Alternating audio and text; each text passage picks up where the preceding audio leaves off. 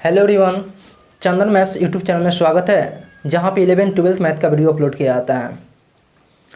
इससे पिछले क्लास में मैंने क्वेश्चन के बारे में डिस्कस कर रहा था। आज कुछ क्वेश्चन बचा हुआ है, उन सारे क्वेश्चन पर डिस्कस करेंगे।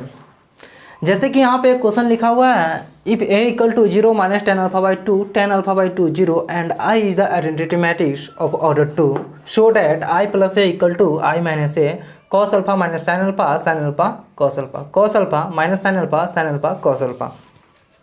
तो देखिए यहाँ सबसे पहले आई प्लस ए निकालते हैं। क्या निकालते हैं? आई प्लस ए निकालते हैं। ठीक है, तो आई प्लस ए क्या होगा मेरा 1 0 0 1, ठीक है, प्लस ए, तो ए है 0 minus ten alpha by 2 10 alpha by 2 0। जब हम दोनों को ऐड करेंगे 1 minus 10 alpha by 2 10 alpha by 2 1 हुआ। अब हम निकालते हैं I minus A cos alpha minus sine alpha cos alpha. I minus A I minus A cos alpha minus sine alpha cos alpha, ठीक है, इक्वल टू होगा आई 1 0 0 1 minus ए कितना है 0 minus ten alpha by 2 10 alpha by 2 0 cos alpha minus sine alpha cos alpha. ठीक है, इनको हम solve करेंगे तो 1 minus minus plus 1 10 alpha by 2, ठीक है, 1 10 अल्फा बाई 2, फिर यहाँ पे होगा minus 10 alpha by 2 minus 10 alpha by 2 1, ठीक है, और यहाँ है cos alpha minus sine alpha cos alpha. ठीक है, तो यहाँ पर देख रहे हैं दो मैट्रिक्स का प्रोडक्ट बन गया। एक मैट्रिक्स ए हुआ, दूसरा का मैट्रिक्स ए हुआ। हम जानते हैं दो मैट्रिक्स का प्रोडक्ट तभी संभव है जब एक मैट्रिक्स का मतलब पहला मैट्रिक्स का कॉलम दूसरा मैट्रिक्स के रो के इक्वल हो। तो यहाँ पे 2 क्रॉस 2 का मैट्रिक्स हुआ, ये भी 2 क्रॉस 2 का ही मैट्रिक्स हुआ। तो यहाँ पे कॉलम इसके रो के इक्वल है, तो इसका मतलब है कि दोनों का प्रोडक्ट पॉसिबल है। तो चलिए इसका हम प्रोडक्ट देखते हैं। प्रोडक्ट करते हैं, तो प्रोडक्ट करेंगे तो क्या होगा, अब प्रोडक्ट हम किस तरह से करते हैं वो तो हम पिछले क्लास में बता ही थे। इस रो को इसके कॉलम के साथ, इसके कॉलम के साथ, और करेंगे किस तरह से, इसको इसके साथ मल्टीप्लाई करके और इसके साथ मल्टीप्लाई करके ऐड करेंगे, फिर इसको इसके साथ और इसके साथ मल्टीप्लाई करके हमने ऐड कर देंगे। फिर इस रो को इस कॉलम के साथ, इस कॉलम के साथ, तो इसको इसके साथ मल्टीप्लाई करेंगे, इसको इसके साथ मल्टीप्लाई करेंगे और ऐड कर देंगे। फिर इसको इसके साथ मल्टीप्लाई करेंगे, इसको इसके साथ मल्टीप्लाई करेंगे और दोनों को ऐड कर देंगे। देखिए इसको इसके साथ मल्टीप्लाई करेंगे तो क्या होगा कॉस अल्फा, ठीक है, फिर इसके साथ करेंगे तो plus 10 alpha by 2 into sine alpha, ठीक है। और फिर हम इसको इसके साथ करेंगे तो क्या होगा minus sine alpha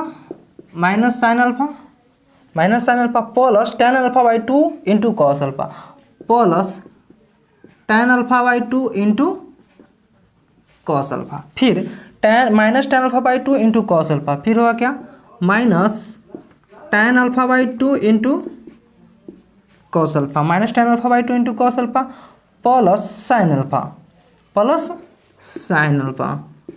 plus sine alpha, ठीक है। फिर होगा क्या, minus minus plus tan alpha by 2 into sine alpha plus cos alpha तो ये मेरा मैट्रिक्स हुआ। अब हमको क्या करना है, इन मैट्रिक्स को सॉल्व करना है। तो करेंगे क्या, इन मैट्रिक्स को सॉल्व करने से पहले इस कॉस को और साइन अल्फा, कॉस अल्फा और साइन अल्फा को हम tan में चेंज करेंगे। तो tan में चेंज कैसे होगा, तो कॉस अल्फा का फॉर्मूला लगा देंगे और साइन अल्फा का फॉर्मूला लगा देंगे, फिर इसमें कॉस अल्फा का फॉर्मूला, साइन अल्फा का फॉर्मूला, फिर इसमें कॉस अल्फा साइन अल्फा का फॉर्मूला लगाएंगे। अब हम देखते हैं फॉर्मूला किस तरह से लगाते हैं, ठीक है। तो देखिए यहाँ पे cos alpha plus tan alpha by 2 into sine alpha है, तो इसका वैल्यू पहले निकाल लेंगे, फिर इसका वैल्यू निकाल लेंगे, फिर इसका वैल्यू निकाल लेंगे, फिर इसका वैल्यू निकाल लेंगे, ठीक है। तो यहाँ देखिए हम लिखते क्या है, कॉस अल्फा का फॉर्मूला पहले, तो देखिए यहाँ से लिख लीजिए, कॉस अल्फा का फॉर्मूला होता है 1 minus tan square alpha by 2 बटा 1 plus tan square alpha by 2, ठीक है। और साइन अल्फा का फॉर्मूला होता है 2 tan अल्फा बाई 2 बटा 1 plus tan square alpha by 2। इन दोनों फार्मूला का उपयोग करके हम इन क्वेश्चन को सॉल्व कर सकते हैं। तो देखिए यहाँ कॉस अल्फा का लिख लेते हैं, यहाँ पे cos alpha plus tan alpha by 2 into sine alpha, ठीक है। तो कॉस अल्फा का वैल्यू होगा 1 minus tan square alpha by 2 बटा 1 plus tan square alpha by 2 plus tan alpha by 2 into 2 tan alpha by 2 बटा 1 plus tan square alpha by 2, ठीक है। तो इन दोनों को हम ऐड करेंगे तो क्या होगा, 1 minus tan square alpha by 2 plus 2 tan square alpha by 2, 1 plus tan square alpha by 2, 2 tan alpha by 2 में से 1 tan अल्फा बाई 2 जाएगा तो 1 बचेगा, plus tan square alpha by 2 बचेगा। एक मिनट, नहीं sorry, tan square alpha by 2, ठीक है। तो 2 tan अल्फा स्क्वायर बाई 2 में से 1 tan अल्फा स्क्वायर 2 बाई जाएगा तो 1 बचेगा, 1 plus tan square alpha by 2 बचेगा, यहाँ से 1 plus tan square alpha by 2 बचेगा, यहाँ पर भी 1 plus tan square alpha by 2 बचेगा, ठीक है। मतलब 2 tan अल्फा स्क्वायर बाई 2 में से 1 tan स्क्वायर अल्फा बाई 2 जाएगा तो 1 tan स्क्वायर अल्फा बाई 2 बचेगा, जो कि यहाँ पे लिख दिया। टोटल ये हुआ, इसका मतलब ये कैंसिल हो गया। तो यहाँ पे हम लिख सकते हैं इसका वैल्यू 1, ठीक है। इसका वैल्यू क्या आया, 1 आया। अब हम इसका वैल्यू देखते हैं। तो इसका वैल्यू क्या होगा, माइनस का sign alpha plus tan alpha by 2 into cos alpha, ठीक है।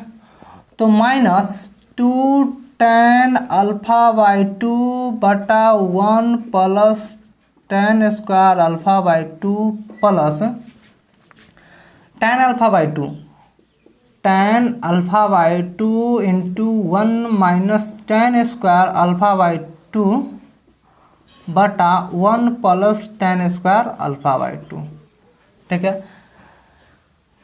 तो यहाँ क्या होगा, minus 2 tan alpha by 2 plus tan alpha by 2 minus tan Q alpha by 2 बटा 1 plus tan square alpha by 2, ठीक है।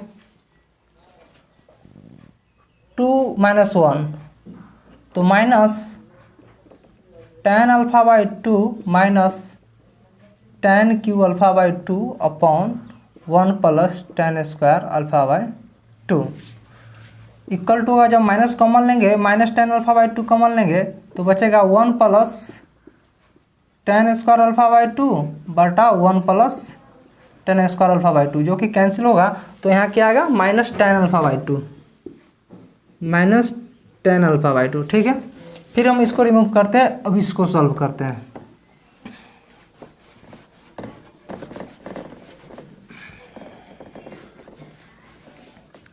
देखिए यहाँ है minus tan alpha by 2 into cos alpha plus sine alpha plus sine alpha. तो यहाँ क्या करेंगे, minus ten alpha by two into 1 minus ten square alpha by 2 बटा 1 plus tan square alpha by 2 plus 2 tan alpha by 2 बटा 1 plus tan square alpha by 2। ठीक है,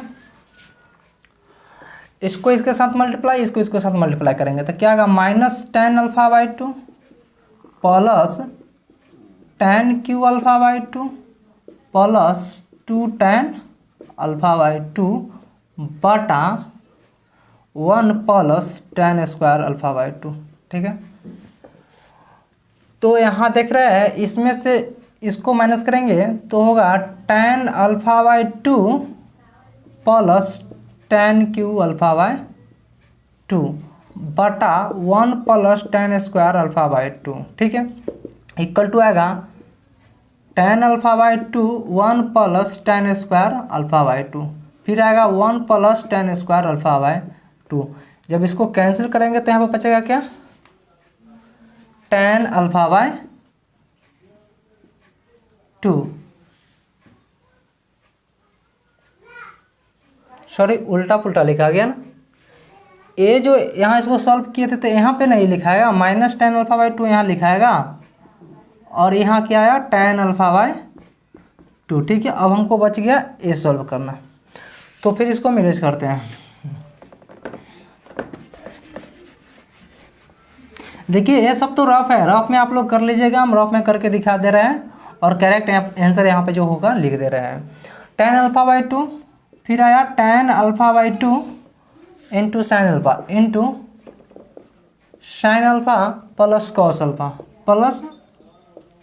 alpha, तो क्या होगी ten alpha by 2 into 2 tan alpha by 2 बटा 1 plus tan square alpha by 2 plus 1 minus ten square alpha by 2 upon 1 plus tan square alpha by 2। तो इसको multiply करेंगे तो 2 tan Q alpha by 2 plus 1 minus ten square alpha by 2 upon 1 plus tan square alpha by 2 equal to होगा equal to 2 tan Q alpha by 2। तो इसमें से ten alpha by 2 common लेंगे। ठीक है, टेन क्यू मिस्टेक तो नहीं हुआ है, ten alpha by 2 2 tan alpha by 2 plus 1 plus tan square alpha by 2 1 minus ten square alpha by 2 plus 1 plus tan square alpha by 2। ठीक है, तो यहाँ पे देख रहे हैं 2 टेन अल्फा, सॉरी यहाँ पे क्यों नहीं ना होगा, स्क्वायर ना होगा, वही तो बोल रहे हैं 2 टेन अल्फा बाई 2 1 बटा 1 plus tan square alpha by 2, तो यहाँ क्या होगा स्क्वायर होगा। तो इसमें से बचेगा क्या 1 plus tan square alpha by 2 बटा 1 plus tan square alpha by 2। इस तरह से भी कैंसिल हो गया, तो इसमें बचा क्या 1। तो फाइनली मेरा रिजल्ट जो हुआ, देखिए तो यहाँ पे फाइनली मेरा रिजल्ट क्या हो गया, ये जो वैल्यू मेरा निकला, देखिए I minus A cos alpha minus sine alpha और साइन अल्फा कॉस अल्फा का वैल्यू आया equal to 1 minus ten alpha by 2 tan alpha by 2 और टेन अल्फा बाई 2 1। ठीक है, तो यहाँ पे देख रहे हैं आई प्लस ए का इक्वल हो गया I minus A cos alpha minus sine alpha cos alpha, मतलब ए इसके इक्वल हो गया, जो कि हमको प्रूव करना था, शो करना था, तो हमने यहाँ पे शो कर दिया। तो देखिए इन क्वेश्चन में हम कुछ किए नहीं है, बस एक फार्मूला लगाया है साइन अल्फा का और एक फार्मूला लगा है साइन अल्फा का, एक फार्मूला लगा है कॉस अल्फा का। बस इन सारे वैल्यू में जो हमने पुट किया था साइन अल्फा कॉस अल्फा का वैल्यू, साइन अल्फा की जगह पर इसका फार्मूला रख दिए, कॉस अल्फा की जगह पर कॉस अल्फा का वैल्यू रख दिए और बस इसको हम सॉल्व कर दिए। कैलकुलेट करना ही था और कुछ नहीं था। ठीक है, तो हम फिर देखते हैं नेक्स्ट क्वेश्चन। देखिए यहाँ पे क्वेश्चन है, a trust fund has Rs 30,000 that must be invested in the two different types of bonds. The first bond pays 5% interest per year and the second bond pays 7% interest per year. Using matrix multiplication, determine how to divide Rs 30,000 among the two types of bonds. If the trust fund must obtain an annually total interest, ए में बोल रहा है 1800 and B में बोल रहा है 2000।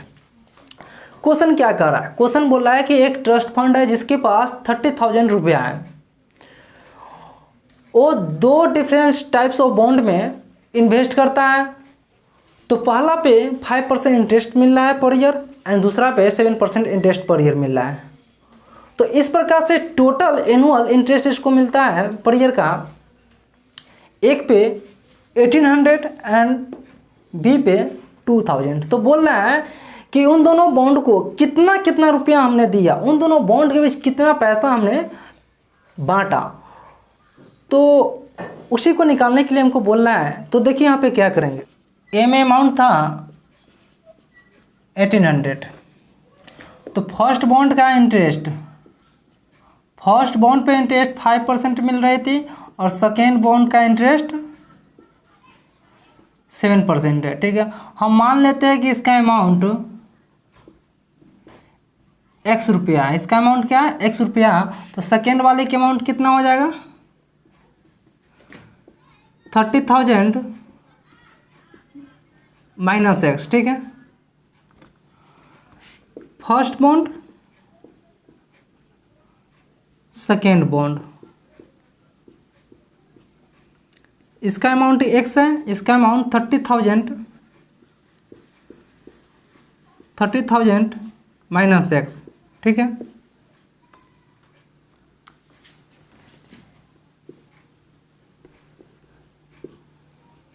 x पे interest मिल रहा है 5% और इतना पे इंटरेस्ट मिल रहा है 7%।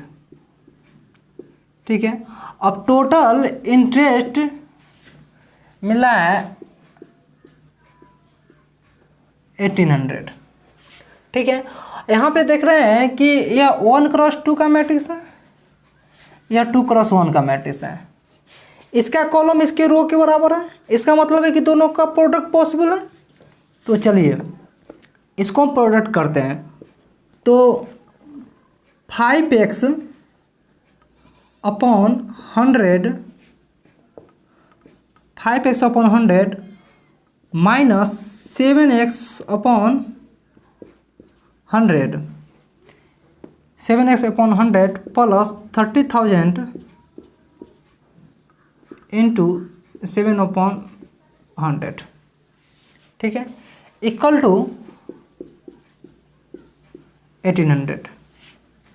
This implies minus 2x upon 100 plus 20 से 20 कैंसिल,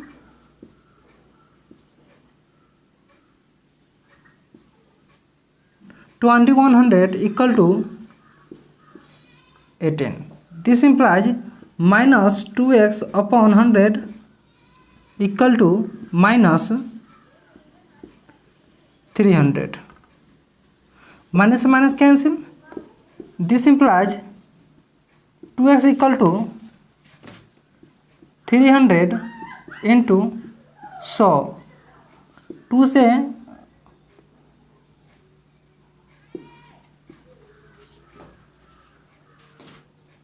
इक्वल टू 15 गुने 00 इक्वल टू इतना हुआ। मतलब कि फर्स्ट बॉन्ड पे इंटरेस्ट मिला, दिस इम्प्लाइज यहाँ देखो x इक्वल टू 15,000। ठीक है, तो यहाँ से लिख सकते हैं कि फर्स्ट बॉन्ड पे हमको कितना मिला, फर्स्ट बॉन्ड पे कितना मिला अमाउंट, फर्स्ट बॉन्ड का अमाउंट कितना हो 15,000। ठीक है,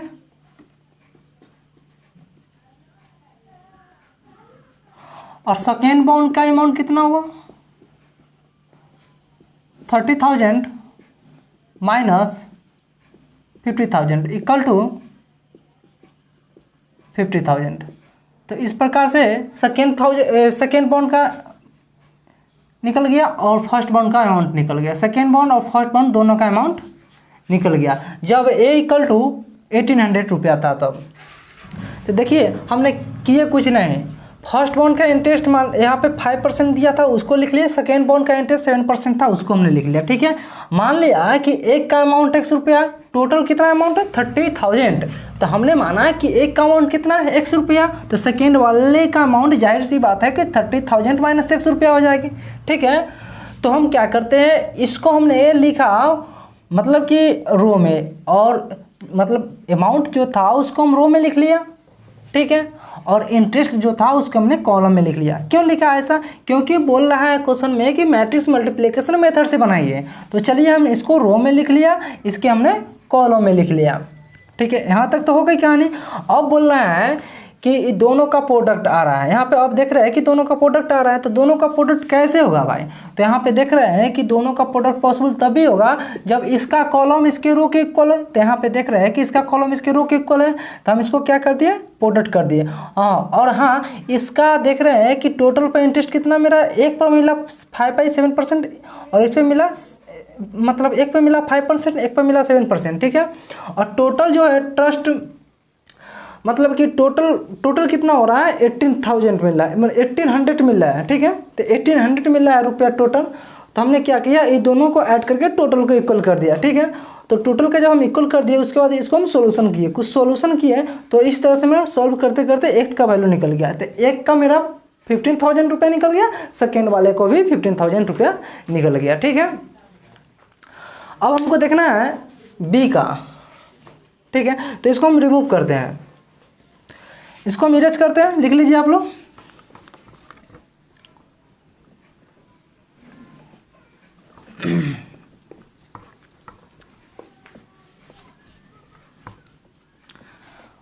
अब देखिए जिस तरह से हमने पहले वाले का बनाया था जस्ट उसी तरह से सेकेंड वाला भी बनेगा। इस पे कितना अमाउंट है 2000, इस पे है 2000। ठीक है, तो यहाँ फर्स्ट बॉन्ड पे इंटरेस्ट मिला था 5% और सेकेंड बॉन्ड पे क्या मिला था इंटरेस्ट 7%। ठीक है, तो इसका अमाउंट हमने मान लिया x रुपया, तो सेकेंड वाला का अमाउंट होगा 30,000 माइनस x रुपया। ठीक है, तो यहाँ पे फर्स्ट बॉन्ड हो गया, यहाँ पे सेकेंड बॉन्ड, यहाँ पे x, तो यहाँ पे 30,000 माइनस x। ठीक है, ठीक है, एक पे मिल रहा है 5% और बटा मतलब 5% मतलब 5/7, 5/100, इस पे हो गया 7/100। अब टोटल कितना मिला भाई, तो टोटल मिला 2000, उसमें हम क्या किए थे 1800 के इक्वल किए थे, यहाँ पे करेंगे 2000 के इक्वल। ठीक है, अब क्या करना है, दोनों का प्रोडक्ट करेंगे। ठीक है, दोनों का जब हम प्रोडक्ट करेंगे तो 5x upon 100 plus 30,000 minus x upon 7/100 equal to 2000 ठीक है, 5x upon 100 minus 7x upon 100 plus 7×3 = 21 होगा। ठीक है, 2 शून्य से 2 शून्य कैंसिल होगा, इक्वल टू कितना हो जाएगा 2000। ठीक है, इक्वल टू 2000। ठीक है, अब क्या होगा -2x अपॉन 100 इक्वल टू 18 नहीं होगा, -100 होगा 1000। ठीक है, दिस इम्प्लाइज माइनस से माइनस कैंसिल, माइनस से minus cancel, 2x equal to होगा 1000 into 100, this implies x equal to 5000। कितना है? x equal to 5000। x equal to कितना आ गया? 5000। तो वन बॉन्ड पे, पहला बॉन्ड पे कितना मिला? पहला बॉन्ड का अमाउंट x इक्वल टू 5000 और सेकेंड बॉन्ड का अमाउंट कितना होगा?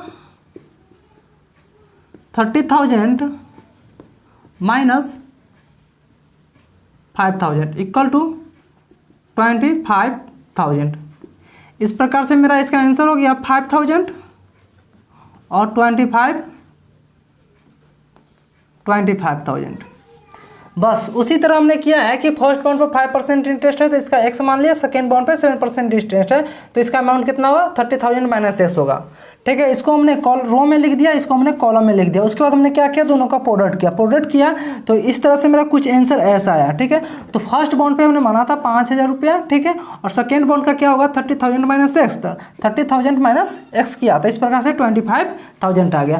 तो 500 एंड 25,000 इसका आंसर हो गया। अब हम देखते हैं next question.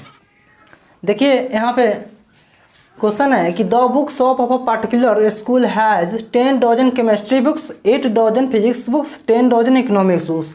There selling price are as 80, 60, 40 each respectively. Find the total amount of the bookshopper will receive from selling price all the books using matrix algebra। बोल रहा है कि एक शॉपकीपर के पास 10 डजन केमिस्ट्री बुक है, 8 dozen physics book है और 10 dozen economics book है। बोल रहा है देयर सेलिंग प्राइस आर 80 रुपया। बोल रहा है कि इसका सेलिंग प्राइस होगा प्रत्येक का 80 है, 60 है, 40 है। कह रहा है find the total amount of the book shop, मतलब कि दुकानदार का टोटल अमाउंट बोल रहा है फाइंड करने के लिए will receive from selling price, जो कि सेलिंग प्राइस से रिसीव होगा। All the books using matrix method, all the books using matrix algebra. ठीक है, तो देखिए इनका हम सोल्यूशन करते हैं। यहाँ पे क्या करते हैं? नंबर ऑफ बुक्स लिखते हैं। पहले क्या लिखते हैं? नंबर ऑफ क्या है यहाँ पे? Number of chemistry book, number of chemistry book, number of chemistry books equal to क्या होगा? 10 डजन केमिस्ट्री बुक, 10 इंटू 12 मतलब 20 होगा, मतलब कि 120। फिर नंबर ऑफ फिजिक्स बुक, ठीक है, इक्वल टू क्या होगा? फिजिक्स बुक कितना? 8 इंटू 20 इक्वल टू 96। फिर बोलना है number of economics book, economics, ठीक है, नंबर ऑफ इकोनॉमिक्स बुक कितना होगा? इकोनॉमिक्स बुक है 10 डजन इकोनॉमिक्स बुक, तो 10 इंटू 12 इक्वल टू 120। ठीक है, तो इसको हम क्या ले लेते हैं? यहाँ सेलिंग प्राइस यहाँ पे पहले देख लेते हैं। सेलिंग प्राइस कितना है? सेलिंग प्राइस ईच का कितना है? 80 है, 60 है और 40 है। तो हम क्या करते हैं, जो नंबर ऑफ केमिस्ट्री बुक दिया हुआ है उसको ए मैट्रिक्स में ले लेते हैं। ठीक है, तो कितना होगा? 180, 96 और 180 नहीं, 120, 96 है। ठीक है, और सेलिंग प्राइस जो है उसका मैट्रिक्स हम बी मान लेते हैं। ठीक है, 18, 16, 14।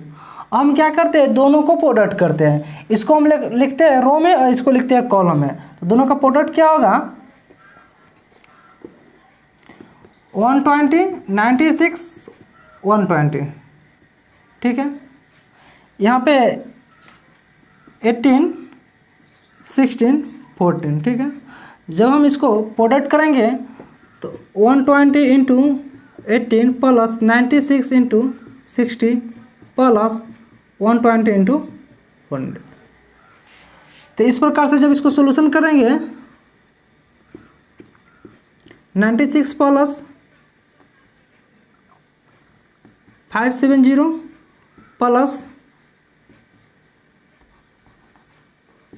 प्लस इतना हुआ इक्वल टू, जब इसको हम ऐड करेंगे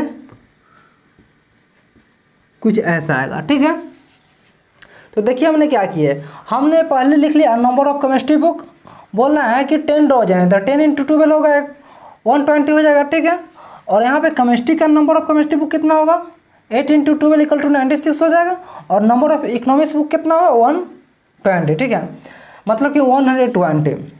तो हमने यहाँ पे केमिस्ट्री बुक्स और फिजिक्स बुक और इकोनॉमिक्स बुक्स को एक रो में लिख लिया, जो कि यहाँ पे हमने लिख लिया। ठीक है, और फिर इसका प्रत्येक का सेलिंग प्राइस बोल रहा है 80 है, 60 है, 40 है, तो इसको हम मैट्रिक्स बी मान लिया, इसका मैट्रिक्स हमने ए मान लिया। ठीक है, दोनों को लिख लिए। अब बोल रहा है मैट्रिक्स मेथड से बनाना है, मैट्रिक्स का यूज करके, तो क्या करेंगे हम, इसको हमने रो में लिख लिया, इसको हमने कॉलम में लिख लिया। ठीक है, ठीक है, अब हमने क्या किया, दोनों का प्रोडक्ट कर लिए, देखें कि यहाँ पे पॉसिबल दोनों का प्रोडक्ट है, तो हम दोनों का क्या किया, प्रोडक्ट कर दिए। चूंकि यहाँ पे देख रहे हैं 1x3 का मैट्रिक्स है, यहाँ पे देख रहे हैं 3x1 का मैट्रिक्स है, तो दोनों का प्रोडक्ट पॉसिबल है। क्यों पॉसिबल है, चूंकि यहाँ पे देख रहे हैं number of column equal to number of row, इसलिए दोनों मैट्रिक्स का प्रोडक्ट पॉसिबल है। तो जब पॉसिबल है तो हम यहाँ पे किए तो कुछ ऐसा है, फिर इसको किए तो कुछ ऐसा है, इस प्रकार से मेरा इतना आंसर आ गया। ठीक है, अब हम देखते हैं नेक्स्ट क्वेश्चन। यहाँ बोल रहा है assume XYZ W and P are matrices of order 2x n, 3x k, 2x p, n×3 and p×k respectively. Choose the correct answer. पहला में the restriction on n, k and p so that p y plus w y will be defined are a में k equal to 3, p equal to n, k equal to 3, k equal to 2, p equal to 3। ठीक है, तो हम क्या करते हैं, और B में और सेकेंड में बोल रहा है कि n equal to P, then the order of the matrix 7x - 5z is A में p×2, 2x n, n×3, p×n। ठीक है, तो हम पहला का देखते हैं, हमको ऑर्डर सबका दे दिया है, तो लिख लेते हैं कि ऑर्डर पहला का देख रहा है कि ऑर्डर ऑफ x कितना दिया हुआ है, order of x, order of x यहाँ पे दिया हुआ है 2x n। अब यहाँ पे लिखते हैं ऑर्डर ऑफ वाई, तो ऑर्डर ऑफ वाई 3x के हैं। ठीक है, ऑर्डर जेड कितना है 2x p है। ठीक है, order of W, order of W कितना दे रहा है यहाँ पे n×3। ठीक है, and order of p equal to कितना है p×k। ठीक है, तो यहाँ पे देखिए, यहाँ बोल रहा है कि py + wy will be defined are, तो यहाँ पे लिखते हैं py। ठीक है, तो यहाँ देखिए p का ऑर्डर यहाँ पे कितना है, p का ऑर्डर यहाँ पे देखते हैं p×k है। ठीक है, एंड w का ऑर्डर एंड y का ऑर्डर 3x k है। अब देखिए हम जानते हैं कि दो मैट्रिक्स का प्रोडक्ट तभी पॉसिबल होता है जब पहला मैट्रिक्स का कॉलम दूसरा मैट्रिक्स के रो के इक्वल हो, पहला मैट्रिक्स का कॉलम दूसरा मैट्रिक्स का रो के इक्वल हो। एज फॉर एग्जांपल में लेते हैं, जैसे मान लीजिए x कोई मैट्रिक्स है जिसका ऑर्डर k×l हुआ। ठीक है, दूसरा कोई मैट्रिक्स XY ले लेते हैं, इसका ऑर्डर m×n है। ठीक है, तो दोनों का प्रोडक्ट तभी पॉसिबल होगा जब l = m हो। अब जब दोनों का प्रोडक्ट करेंगे XY, तो इसका ऑर्डर होगा k×n। ठीक है, उसी तरह यहाँ पे देख रहे हैं कि दोनों का प्रोडक्ट तभी पॉसिबल होगा जब k = 3 हो। ठीक है, हो गया ये। अब यहाँ पे हम देख रहे हैं WY। ठीक है, तो WY, अब देखिए W, तो W का ऑर्डर देख रहे हैं यहाँ पे कितना है, W का ऑर्डर n×3 है, डब्लू का ऑर्डर n क्रॉस 3 है एंड y का ऑर्डर यहाँ पे देख रहे हैं y का ऑर्डर 3 क्रॉस k है। तो यहाँ पे देख रहे हैं रो कॉलम रो के इक्वल है, तो इसका मतलब दोनों का प्रोडक्ट डिफाइन है। तो डब्लू आई इक्वल टू कितना होगा n क्रॉस k होगा। अब देखिए दोनों का ऐड कर रहे हैं, तो हम जानते हैं कि दो मैट्रिक्स का एडिशन तभी डिफाइन होता है जब दोनों का ऑर्डर सेम हो। दोनों मैट्रिक्स का एडिशन तभी डिफाइन होता है जब दोनों का ऑर्डर सेम हो। तो क्या करते हैं इस मैट्रिक्स का, तो ये कितना हो जाएगा, यहाँ पे लिखते हैं पी वाई, इसका ऑर्डर पहले लिख लेते हैं पी क्रॉस के हो जाएगा, ठीक है।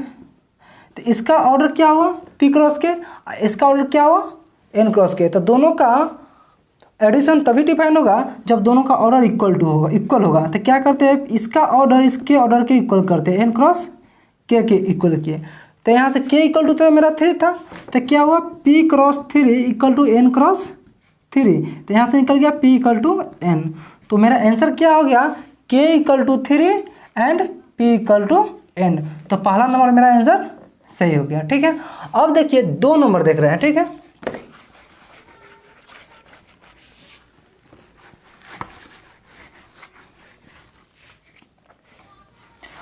अब 2 नंबर में क्या बोलता है, if n equal to P then the order of the matrix 7x minus 5z is, A में बोला है p क्रॉस 2, बी में बोला है 2 क्रॉस n और 3 में बोला है n क्रॉस 3 और डी में बोला है p क्रॉस n होगा क्या। तो देखिए हमको पूछ रहा है भाई कि 7x माइनस 5z का ऑर्डर क्या होगा, 7x माइनस 5z का ऑर्डर क्या होगा। तो देखिए तो हम यहाँ पे लिखते हैं ऑर्डर ऑफ x। तो ऑर्डर ऑफ x कितना है, यहाँ पे तो हम मिटा दिए थे, ऑर्डर ऑफ x यहाँ पे दिया हुआ है 2 क्रॉस n। तो ऑर्डर ऑफ x कितना हो गया 2 क्रॉस n। अब देखिए x को क्या किया है, यहाँ पे 7 को x से मल्टीप्लाई किया दिया है, मतलब कि स्केलर से x में मल्टीप्लाई कर दिया है, तो भी इसका ऑर्डर तो सेम ही रहेगा। तो ऑर्डर ऑफ 7x भी तो कितना ही होगा 2 क्रॉस n ही होगा। और एक बात दिया हुआ है कि if n equal to p, ये ध्यान देने वाली बात है कि if n equal to p, ठीक है। अब निकालते हैं 5z का ऑर्डर, मतलब कि पहले z का ऑर्डर निकालते हैं। ये तो हो गया मेरा, तो z का ऑर्डर ऑफ z यहाँ लिखते हैं ऑर्डर ऑफ z। तो ऑर्डर ऑफ z कितना होगा यहाँ पे, order of z 3rd number में 1 2 3 2 क्रॉस p है, ठीक है। तो फिर क्या कर रहा है कि स्केलर को मैट्रिक्स z में मल्टीप्लाई कर दिया, तो भी तो ऑर्डर सेम ही रहेगा। तो यहाँ से लिख सकते हैं order of 5z equal to भी तो 2 क्रॉस p होगा।